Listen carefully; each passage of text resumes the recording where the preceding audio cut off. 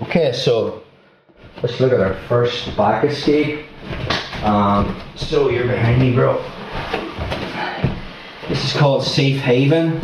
This is when I'm going to escape to the underhook side. So worst case scenario is Dane's on my back with seatbelt control, harness control. What is the danger? It is the blade of his arm. If he gets that under my neck, especially in no gi, and then that becomes a rear naked, I'm in deep stuff. We want to shut these things down before they get any further. Secondly, seatbelt control, watch. He's right over my shoulder.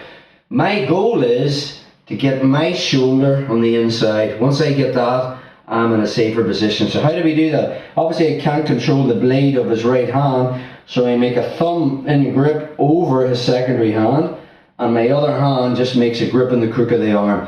Now obviously Dane wants me on the strong side, but when we have hooks in, or Dane's got hooks in, he doesn't dictate. I'm the one that's connected to the mat. If Dane tries to take me to the strong side, I can use my feet to make sure I'm going to go this side. So I plant with my right foot. Now watch what I do when I fall onto the underhook side. I am looking to get my back on the mat, but before I do that, as I turn this way, I want to get my shoulder right through, so it's his right arm isn't over my shoulder. The second I get my shoulder through, there is no choke. I can even let go of this arm. If Dane tries to work his chokes and stuff from there, he just really has no profile. My head is on the mat. If he tries to physically grab my head and pull me back the way I came, I'm bridging, keeping my head on the mat, and now I just turn and bring my second shoulder to the mat.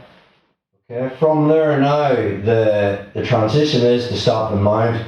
So my right hand is finding the hip, and as he brings his leg across, all I'm doing is moving back, hipping out, bringing a knee through the middle, and we move up into the anaconda guard position. Now this can go a number of different ways, but for the sake of the drill, he's going to bounce up to his leg. I'm going to immediately find that secondary leg, lift my hips, heel connected to the inside of my knee like we did in the leg lock mesocycle. Put them straight down.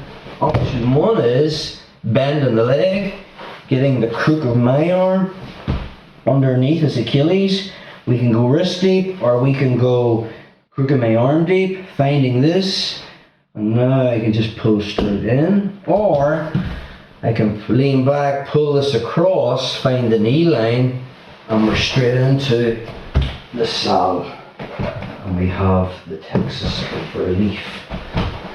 Let's get another one. Just step out. So again, from there, things in my bag. And this is your safe haven escape. This will be your number one escape. Seatbelt control. Cover the secondary hand, because the blade of the right hand is the dangerous position. Make secondary grip. It's all about getting this shoulder through, this safe haven. So again, if Dane knows jiu-jitsu, his chin will be on my left shoulder. That's why it wasn't, because he doesn't know jiu-jitsu. My feet are here, and from there I'm pushing to get onto this side. I do two things. One, I'm bringing my head to the mat before Dane, but more importantly, as I push, I weave my shoulder. Okay, so you can actually see it, and his arm isn't over my shoulder. Right, it's off my shoulder. Now, just the turn of my hips, my head is on the mat. If he tries to physically pull me back over, I just keep all the weight on my head, and my feet's planted. And now my second shoulder comes to the mat. Now it's all about stopping the mount. So one hand goes on the hip, his leg will be coming over, and I just move back. I create space and move back. I fill it with my knee, and then I bring my outside leg in, and we connect our heel to the inside of the knee. Obviously from there, if he stays there, there is toe holds and things I can go for, but for the sake of the drill, he's going to bounce up. I find that secondary leg, lift my hips, put him straight down. And now from there, I'm getting the crook of my arm around his Achilles. Make that connection, bending the leg, and again, I'm just leaning back, putting pressure, or I lean back and I pull this across, sit up into the saddle, controlling the knee line. I need his right knee past my left hip. I can pull that in. We're into the saddle. One more time on that, bro.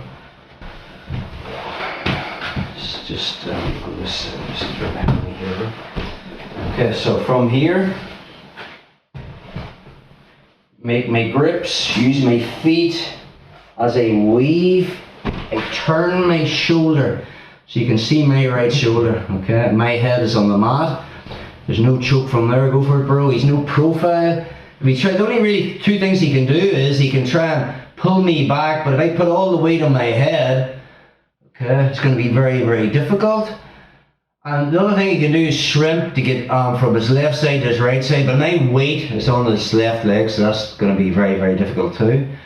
And now as I bring this shoulder to the mat, his only option is to mount. So as he steps over with that leg, I just frame. And as he builds the base till his knee, I bring my knee in, and we're into single leg X anaconda guard. As he jumps up, I find the secondary leg, I'm going to put him down.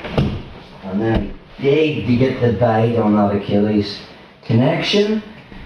Heel to the inside of my knee, bend in the leg, put everything into that. Or I can lean back, drag it across. When I find that secondary leg, I'm controlling that knee length. So when I sit up, I find this, bring it in, and we have the saddle. So that's our first no-gi back escape, safe haven.